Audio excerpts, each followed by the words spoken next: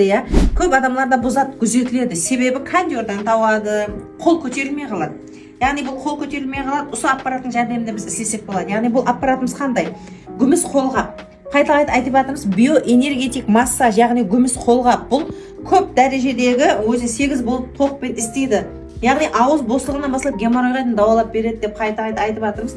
Интернеттерге қарап көрсеңіз табылады, биоэнергия массаж, яғни күміс қолғап десеңіз, әмме отзывлар шығарып береді. Яғни біз мына қолды көтере алмай қаламыз, плексит деп айтамыз ғой. Яғни бұл қол көтерілмей қалады. Қол көтерілмей қалғанда бұның лечениесі ұлыма басқаша істелінеді. Бұл қол көтерілмей қалады. Бұл қол көтерілмегеннен кейін бұл жерлер шаншады. Шаншып өкпенің тұсына береді, қол көтерілмейді, мына мойынның қапталлары ауырайды. Яғни бұл кеселдер ұлыма жаман.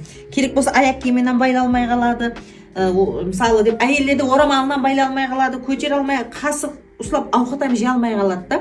Сондай кездерінде бұл плексит деп айтылады да, медицинский. Сол үшін осы жерде лечениесі бар. Яғни осы күміс қолғаппен біргелікте келіп лечение алсаңыз, Құда қалесе 2 сеанстан сізде нәтиже болады. Сол үшін қазір біз бұған акция жариялап қойдық. Осылардан мүмкіншілігінен пайдаланып қалың.